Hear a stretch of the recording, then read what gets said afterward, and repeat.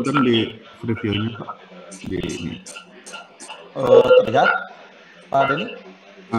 Terlihat 2 layar Pak di close yang itunya Pak. Sekarang? Belum preview Pak. Sebentar ya.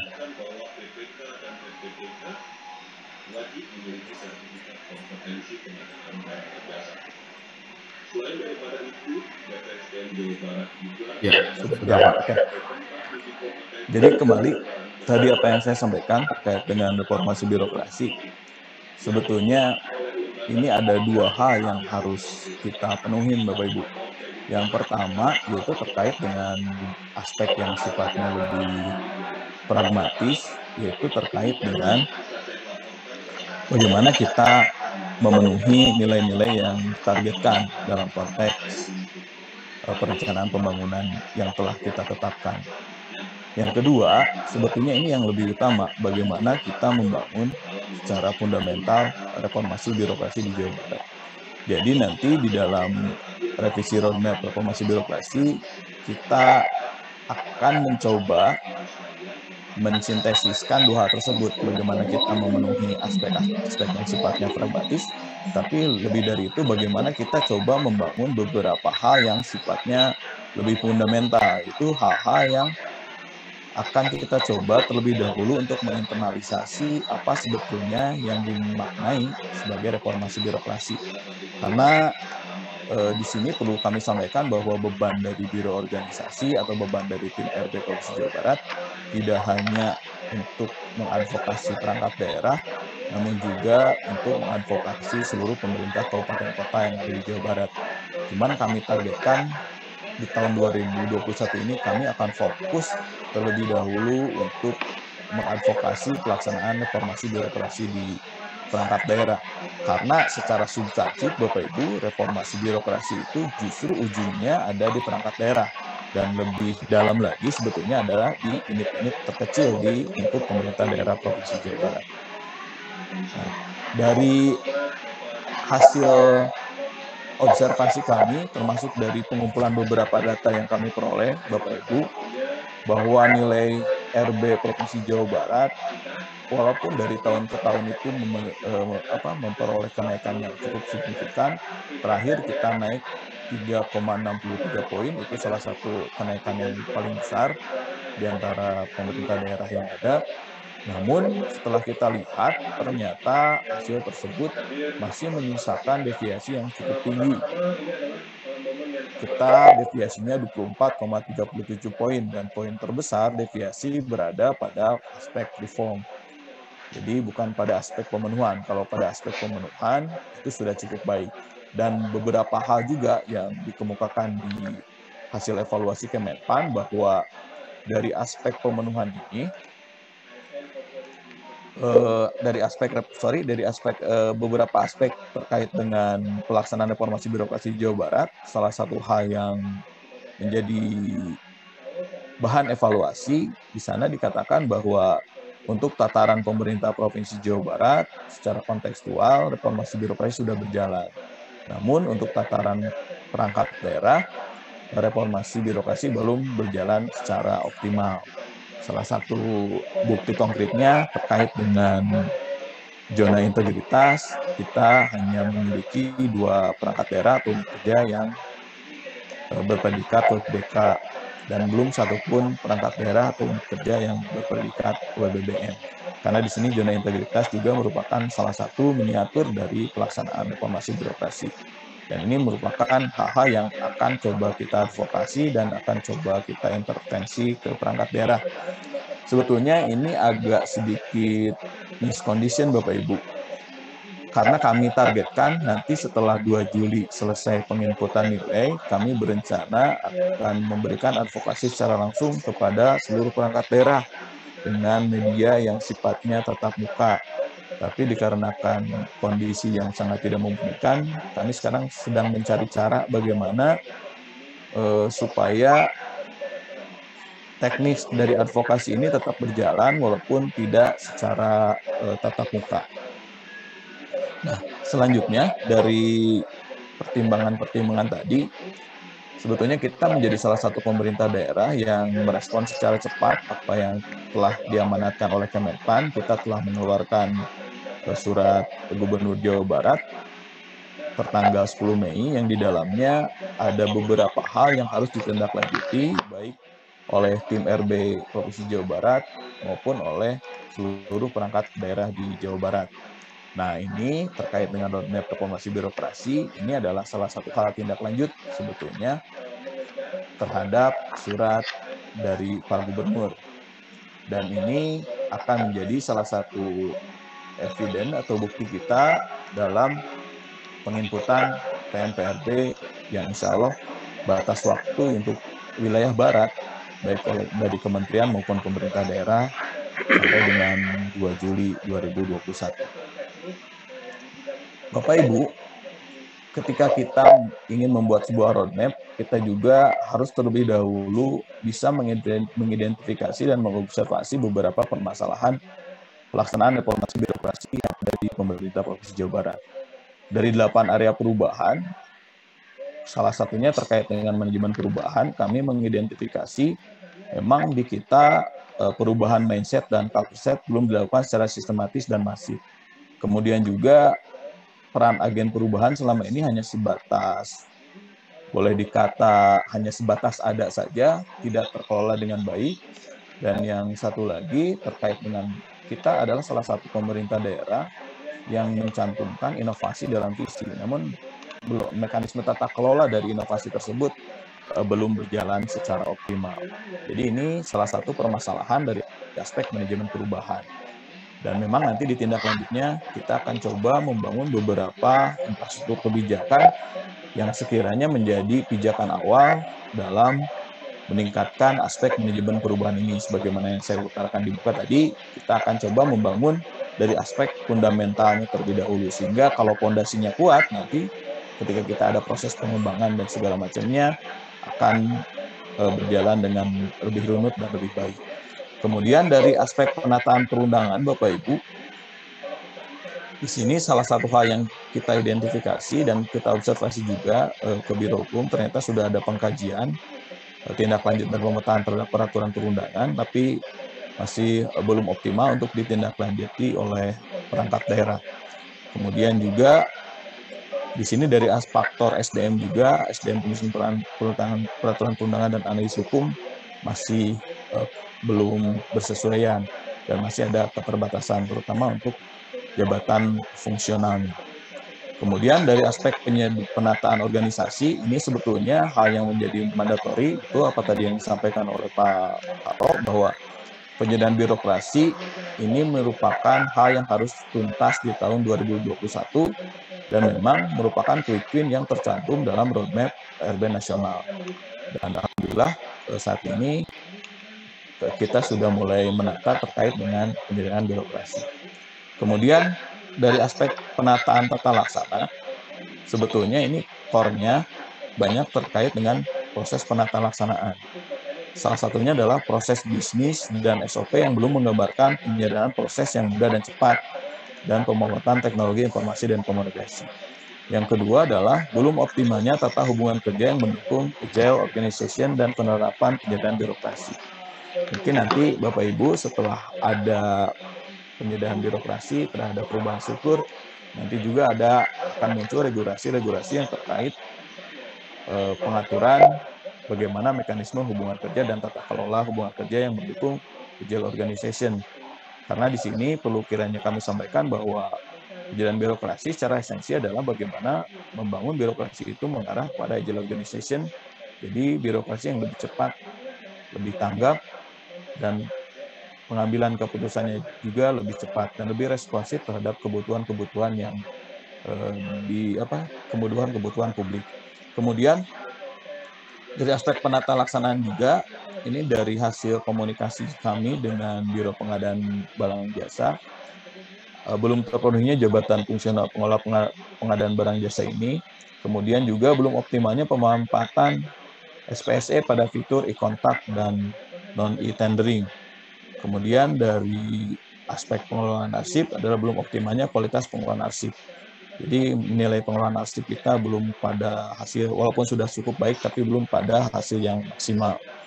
Dan yang terakhir ini nanti bersesuaian juga dengan tadi di aspek manajemen perubahan, itu belum adanya tata kelola inovasi daerah yang terintegrasi.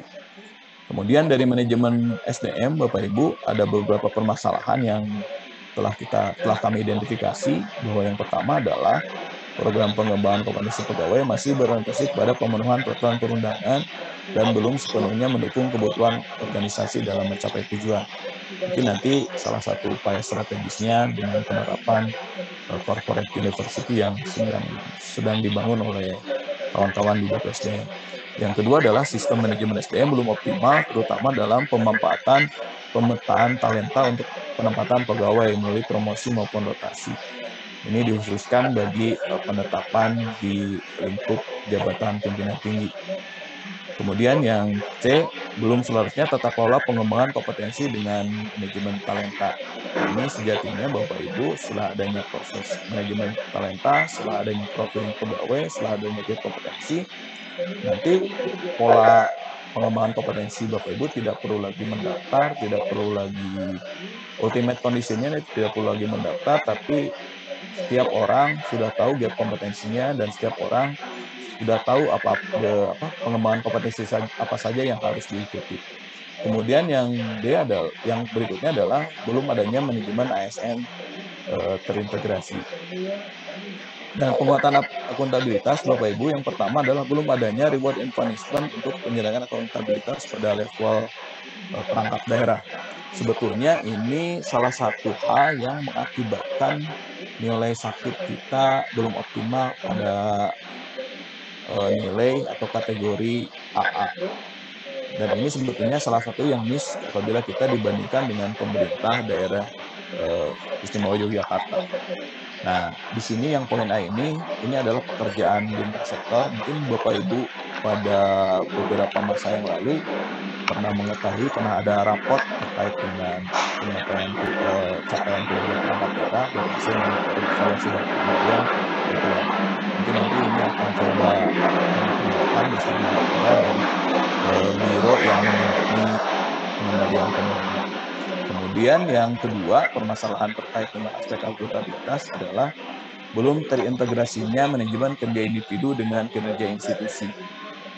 Ini secara jelas Bapak Ibu terlihat dari hasil identifikasi bahwa terkait dengan pencapaian kinerja individu itu sudah sangat baik, tapi justru tidak berkontribusi terhadap pencapaian kinerja institusi.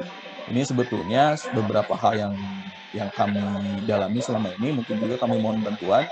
Sekarang juga kita sedang menyusun sebuah struktur kinerja pembangunan yang ini merupakan sebagai langkah awal untuk membangun integrasi antara manajemen kerja individu dengan kerja institusi, yang pada tataran lebih jauh kita juga sedang ada proses pengembangan bagaimana membangun interoperability antara aplikasi yang terkait dengan kinerja institusi dengan kinerja individu, atau secara teknisnya e-sakit dengan TRK.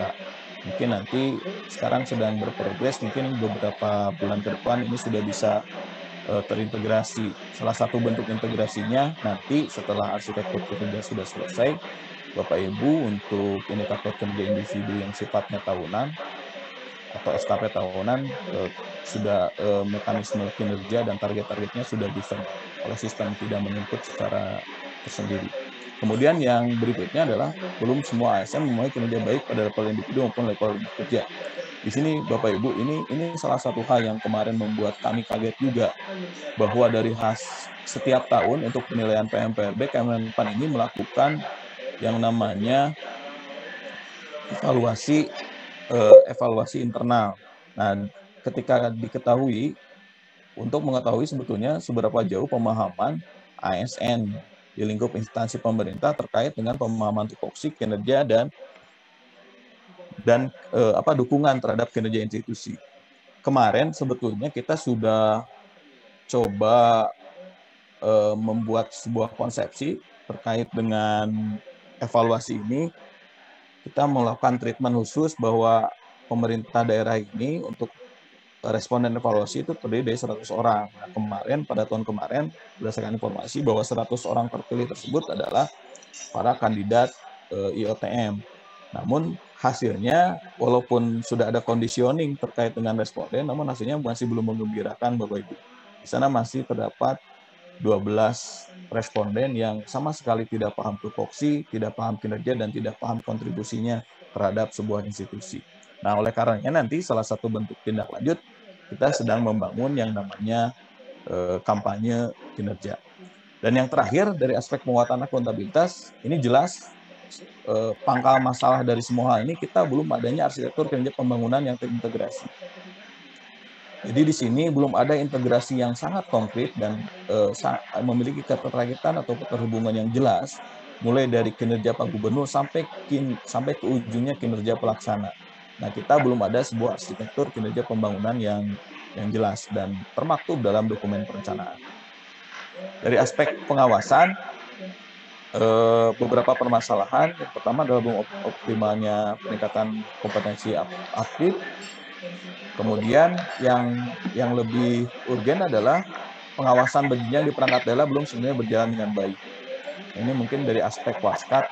Kalau secara umum aspek pengawasan oleh aparat pengawas fungsional sudah cukup baik yang dilaksanakan oleh inspektorat. Mungkin nanti ada penekanan terkait dengan aspek pengawasan di lingkup internal perangkat daerah. Dan yang berikutnya dari aspek pengawasan, permasalahannya seperti yang saya utarakan tadi di awal, bahwa belum optimalnya upaya pembangunan zona integritas melalui peningkatan jumlah perangkat daerah atau unit kerja yang mulai terikat PBK dan WBBN. Mungkin ini nanti akan menjadi mandatori di tahun depan bagaimana perangkat daerah, terutama unit-unit pelayanan yang secara mandatori harus mengusulkan unit pelayanan tersebut untuk memulai predikat PBK dan WBBN. Dari aspek pelayanan publik, Bapak Ibu, salah satu hal yang menjadi permasalahan adalah belum adanya sistem informasi survei kepuasan masyarakat terintegrasi. Jadi selama ini survei kepuasan masyarakat itu langsung dilaksanakan oleh masing-masing unit pelayanan, dan ada beberapa yang dilaksanakannya itu persatuan waktunya itu ada yang setahun sekali, ada yang beberapa bulan sekali. Nah, sebetulnya nanti akan kita dorong adanya sistem informasi survei kepuasan masyarakat yang terintegrasi. Ini akan kita dorong real time. Jadi setiap pihak yang memohon layanan publik dan pada waktu selesai layanan publiknya dia terima, langsung melakukan survei dan datanya terintegrasi dan terpusat. Sehingga sebetulnya survei ini tujuannya bukan bagaimana kita mencari nilai kepuasan masyarakat semata, tapi lebih dari itu bagaimana kita memperbaiki secara kontinu dan secara cepat terkait dengan keluhan-keluhan masyarakat dalam konteks pelayanan publik. Nah, dari permasalahan tersebut dan dari roadmap reformasi birokrasi nasional, Bapak Ibu, bahwa sasaran reformasi birokrasi dibagi kepada 3 sasaran utama. Yang pertama adalah bagaimana mewujudkan birokrasi yang bersih dan akuntabel. Yang kedua adalah bagaimana mewujudkan birokrasi yang capable. Dan yang ketiga adalah bagaimana mewujudkan pelayanan publik yang prima. Di sini indikator-indikatornya birokrasi bersih akuntabel adalah indeks perilaku anti korupsi, kapabilitas apit, maturitas apit, nilai sakit, opini BPK, indeks perencanaan, indeks tata kelola pengadaan barang jasa, indeks reformasi hukum, dan indeks kualitas kebijakan. Kemudian birokrasi yang capable, indikatornya diukur dari indeks kelembagaan, indeks PDE, indeks pengawasan kearsipan, indeks pemerintah daerah, indeks pengelolaan keuangan, indeks pengelolaan aset, indeks profesionalitas ASN, indeks tata kelola manajemen ASN, dan indeks sistem merit, serta indeks kepemimpinan perubahan. Kemudian pelayanan publik yang prima, di sini indikatornya adalah indeks pelayanan publik dan hasil survei kepuasan masyarakat. Nah, Bapak Ibu, sejatinya ketika kita membangun arsitektur kinerja pembangunan yang jelas, misalkan contohnya ketika IKU Pak Gubernurnya adalah indeks reformasi birokrasi, maka indikator-indikator yang ada di sasaran ini merupakan indikator-indikator yang sejatinya seharusnya itu wajib diampu oleh perangkat daerah teknis. Dan memang ada beberapa di sini kami lihat di beberapa perangkat daerah yang belum mengacu pada indikator-indikator ini. Jadi ini akan menjadi sebuah pekerjaan yang agak lumayan berat sebetulnya, tatkala memang indikator-indikator ini belum diampu dalam indikator-indikator kinerja di perangkat daerah, khususnya perangkat daerah sebagai pengampu utama dari indikator ini. Jadi wajar aja memang ketika tidak ada keterkaitan antara indikator kinerja Pak Gubernur dengan indikator kinerja perangkat daerah. Ini salah satu hal yang pilot project yang akan kami coba khusus untuk indeks reformasi birokrasi ini. Mudah-mudahan di bulan sekarang kita sudah selesai untuk satu IGO Gubernur arsitektur kinerja indeks reformasi birokrasi. Kita sudah membreakdown sampai kepada level perangkat daerah dan pelaksananya. Nah, terkait dengan arsitektur kinerja, ini pekerjaan yang memang agak berat kami upayakan dan kami lakukan, karena kami harus membreakdown lebih 29 atau sampai 30, 29 ya, 29 IKU Pak Gubernur yang harus ada korelasi dengan IKU perangkat daerahnya. Dan memang sebetulnya secara ideal ini mungkin nanti akan dan harus diterapkan dalam penyusunan RPJMD yang baru, sehingga format, metodologi atau strategi bagaimana menyusun keterkaitan antara RPJMD dengan Renstra perangkat daerah, khususnya terkaitan kinerja, kita minimal sudah punya sudah punya metodologinya seperti apa, sehingga kita tidak kebingungan nanti pada waktu proses penyusunan RPJMD dan Renstra di periode yang akan datang.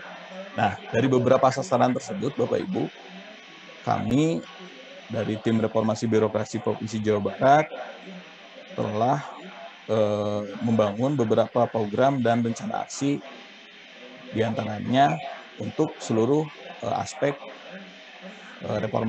area perubahan reformasi birokrasi. Nah, terkait dengan aspek manajemen perubahan, Bapak Ibu, ini juga kami membangun korelasi dengan program reformasi birokrasi nasional. Seperti di sini penguatan nilai integritas, rencana aksi reformasi birokrasi yang ada di Jawa Barat, ini penanggung jawabnya inspektorat dan dikerjakan simultan dari tahun 2021 sampai 2023. Salah satu rencana aksinya adalah bagaimana mengimplementasikan rencana aksi daerah pencegahan dan pemberantasan korupsi. Dan yang kedua, terkait dengan penguatan dan nilai-nilai untuk meningkatkan komitmen dan implementasi, kami rencananya Bapak Ibu akan membentuk yang namanya Central Transformation Office sebagai pusat informasi dan pelaksanaan reformasi birokrasi di Jawa Barat. Kemudian yang kedua, kami akan menerapkan sistem evaluasi implementasi reformasi birokrasi di perangkat daerah.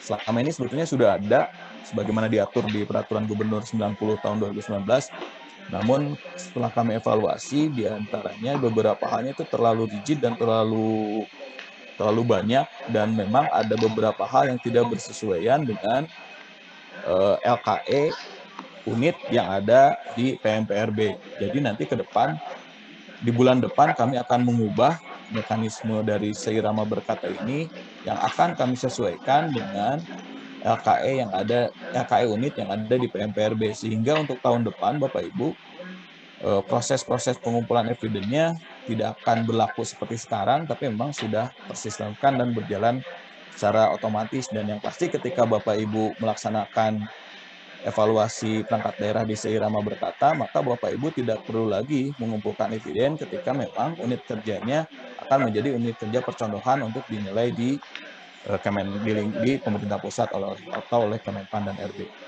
Kemudian juga salah satu rencana aksinya kami akan mencoba membangun penerapan tata kelola inovasi daerah. Ini kolaborasi 3 perangkat daerah, Setda, BP2D, dan BPSDM yang akan dilaksanakan secara simultan dari tahun 2021 sampai 2023.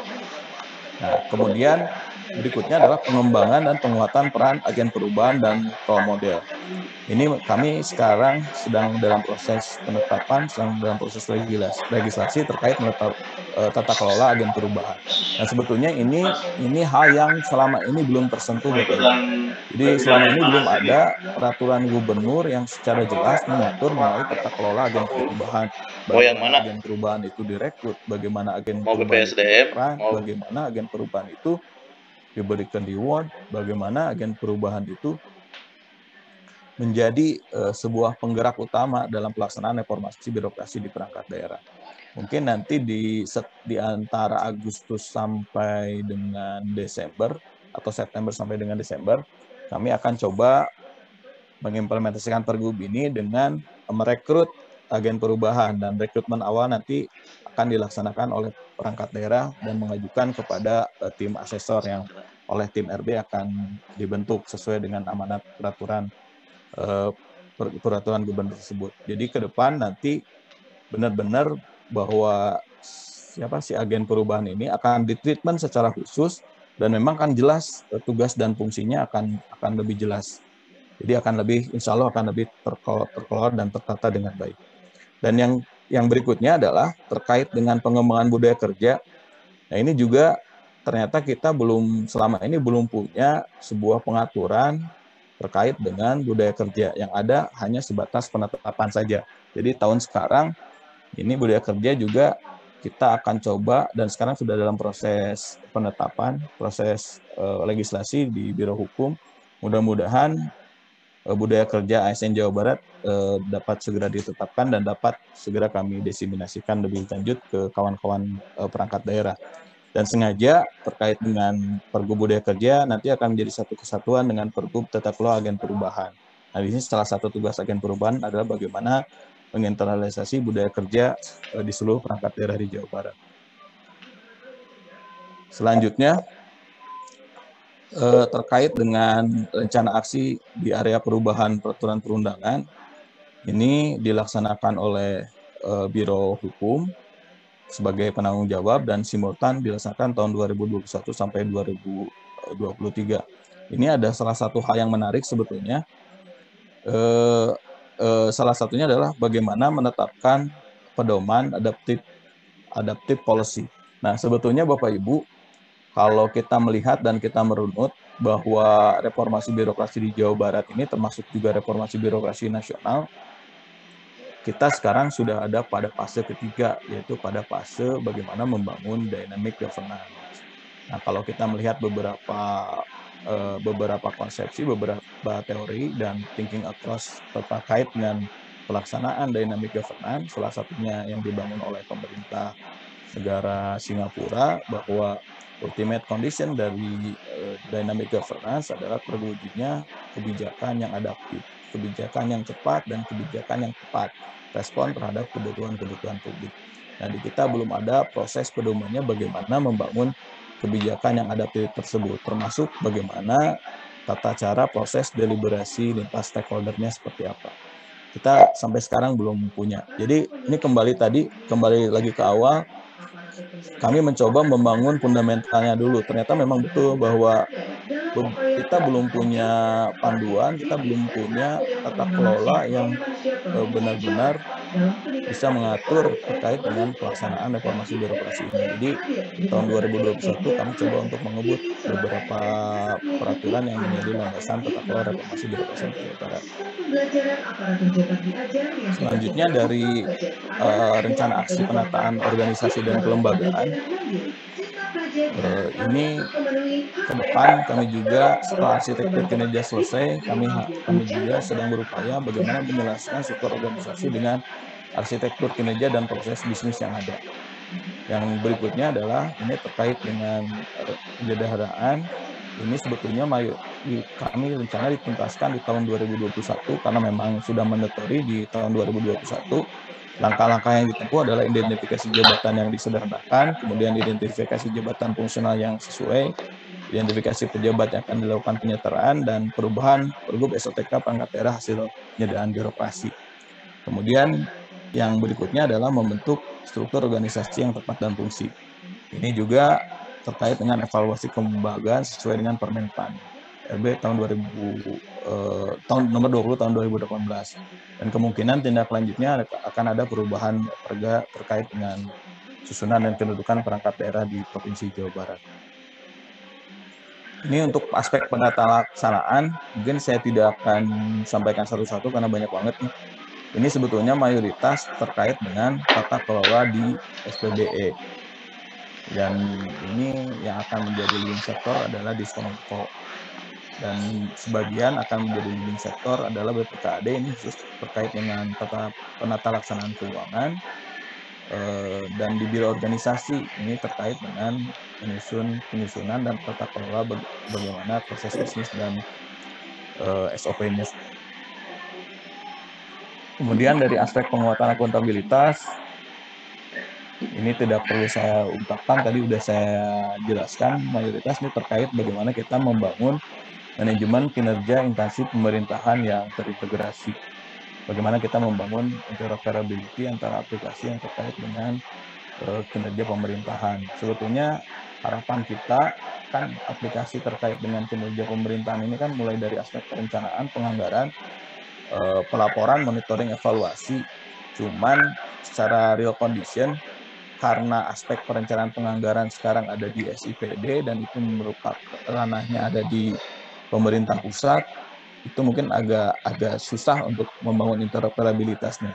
Jadi sampai tahun 2023 kan kita upayakan interoperabilitasnya adalah antara aplikasi TRK dengan eSakti. Jadi nanti kami harapkan akan terjadi single input. Saya contohkan seperti ini, ketika Bapak Ibu mengisi perencanaan kinerja di aplikasi eSakti, maka secara otomatis nanti target-target kinerja individu di TRK sudah tercantum. Jadi Bapak Ibu tidak perlu lagi menginput hal-hal yang terkait dengan indikator kinerja individu di TRK.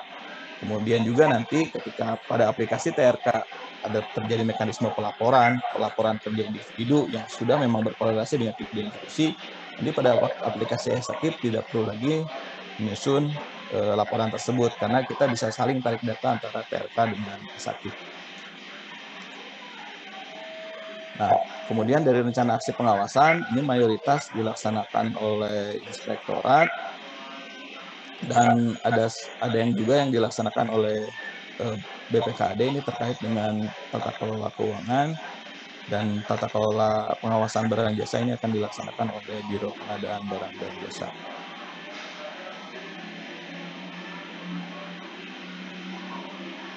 Nah, dari beberapa hal tersebut, Bapak Ibu, rencana quick win yang akan kita lakukan di tahun 2021 dan 2023, dari yang tadi sekian banyak hal tadi, ini adalah priority yang baik secara mandatori diamalkan oleh pemerintah pusat, dan secara khusus yang kita tetapkan yang sekiranya bisa mengakselerasi aspek-aspek yang lainnya. Yang pertama adalah penyediaan birokrasi ini harus tuntas di tahun 2021. Ya, leading sektor penanggung jawabnya adalah Biro Organisasi dan BKD. Kemudian yang kedua adalah penyederhanaan proses bisnis. Ini kami targetkan selesai di tahun 2022. Ini leading sektornya adalah Biro Organisasi. Yang ketiga adalah penataan tata hubungan kerja yang mendukung agile organization. Ini kami targetkan tuntas di tahun depan. Kemudian kampanye kinerja ASN Jawa Barat. Ini secara simultan berlaku setiap tahun. Kemudian penguatan budaya kerja dan agen perubahan. Ini kami akan tuntaskan di tahun 2022 karena ada beberapa paket regulasi yang sedang kami buat, termasuk nanti proses implementasi, termasuk juga nanti inovasi dari agen perubahan ini bisa dikodifikasikan, bisa dikatalogkan, dan bisa dibangun sebuah sistem inovasi daerah. Jadi nanti ini merupakan kerjasama lintas sektor antara Biro Organisasi, BKD, BPSDM, dan BP2D. Termasuk juga nanti bagaimana menginput kompetensi yang dibutuhkan oleh agen perubahan yang akan dilaksanakan oleh BPSDM. Kemudian berikutnya adalah tata kelola survei kepuasan masyarakat terintegrasi. Ini akan dilaksanakan secara simultan sampai tahun 2023. Ini merupakan kolaborasi antara Biro Organisasi dan Diskominfo. Kemudian yang berikutnya, peningkatan profesionalitas melalui penguatan sistem merit. Ini secara simultan dilakukan sampai tahun 2023. Ini kolaborasi BKD dengan BPSDM. Kemudian penguatan tata kelola pengadaan barang jasa ini simultan dilaksanakan tiap tahun sampai dengan tahun 2023 dengan leading sektor Biro PBJ. Kemudian penguatan tata kelola keuangan dan aset ini simultan sampai dengan tahun 2023 leading sektornya BPKAD. Kemudian pengembangan zona integritas pada perangkat daerah ini leading sektornya inspektorat. Nah, sebetulnya ini walaupun leading sektornya inspektorat, aktor-aktor utama adalah justru kawan-kawan di perangkat daerah, utamanya pada perangkat daerah atau unit-unit layanan kepada publik yang merupakan bagian dari unit kerja di perangkat daerah masing-masing. Kemudian, yang nomor 12 adalah transformasi digital terintegrasi, ini Diskominfo. Dan yang berikutnya adalah penguatan sistem inovasi daerah. Ini kolaborasi antara BP2D, Biro Organisasi, BKD, BPSDM, dan Diskominfo. Nah, terkait dengan tadi kan sudah ada permasalahan, sudah ada rencana aksi secara detail, sudah ada program quick win. Nah, terkait dengan manajemen pelaksanaan, kita akan coba buat formula yang baru dibanding yang dulu-dulu. Jadi kita terkait dengan tim reformasi birokrasi nanti kan ada 2, kita akan membentuk tim pengarah dan tim pelaksana. Kemudian kawan-kawan di level perangkat daerah juga akan dibentuk tim pelaksana reformasi birokrasi di level perangkat daerah. Nanti tim intinya di Jawa Barat ini kami juga akan mencoba kelompok kerjanya tidak per area perubahan, tapi lebih kepada hal-hal yang lebih detail. Saya contohkan yang semula misalkan area Pokja, manajemen perubahan, itu kan lebih umum, nanti akan lebih detail, misalkan Pokja, agen perubahan dan reformasi birokrasi, seperti itu. Termasuk juga nanti mekanisme keanggotaannya tidak dibebankan pada satu perangkat daerah, tapi sifatnya lebih pada kolaborasi dan cross-cutting lintas sektor. Saya contohkan misalkan nanti akan muncul Pokja Agen Perubahan dan Budaya Kerja, itu keanggotaannya ada di Biro Organisasi, BP2D, BKD, dan BPSDM. Berikutnya juga terkait dengan beberapa Pokja. Jadi kita akan coba mendetailkan Pokja-Pokja tersebut. Karena selama ini kalau sifatnya lebih umum, misalkan Pokja area perubahan, itu sifatnya masih bias dan sifatnya tidak teknis. Kadang-kadang yang duduk di Pokja juga bingung. Jadi kita hasil evaluasi tim RD nanti akan lebih detail. Nah, kemudian terkait dengan metode monitoring dan evaluasi, Bapak Ibu, kami juga ini kita sama-sama belajar. Sebetulnya kan beberapa hal yang kami observasi dan memang masih menjadi masalah ini terkait dengan Monet. Bagaimana kita membangun metodologi monitoring evaluasi yang benar-benar menjadi sebuah inputan terkait dengan perbaikan pelaksanaan maupun perbaikan kebijakan pada tahapan-tahapan berikutnya. Di sini metodenya kami akan mencoba membangun 6 pendekatan. Yang pertama adalah dokumentasi, observasi, pendekatan campuran, FGD, wawancara, dan survei. Ini kami juga sama-sama belajar, sama-sama kita juga belajar bagaimana membangun metodologi monitoring evaluasi yang baik. Nah, objek monitoringnya terkait dengan compliance, auditing, akuntansi, dan eksplanasi. Nah, monitoring evaluasi, indikator evaluasinya kita lihat dari kecukupan, efektivitas, pemerataan, ketepatan, dan responsivitas. Kemudian metode evaluasinya kita akan coba menerapkan 4 metode. Yang pertama adalah single program after only, yang berikutnya adalah single program before after, comparative after only, dan comparative before after. Jadi kami mencoba membumikan beberapa metodologi evaluasi yang selama ini kita hanya sekedar mendengar secara konsep. Jadi mudah-mudahan karena kita punya pijakan konsep yang jelas terkait dengan monitoring dan evaluasi, nanti insya Allah hasilnya juga akan menjadi inputan untuk perbaikan. Demikian Bapak Ibu, kami serahkan lebih lanjut kepada Pak Denny untuk diskusi ataupun hal-hal yang ingin disampaikan lebih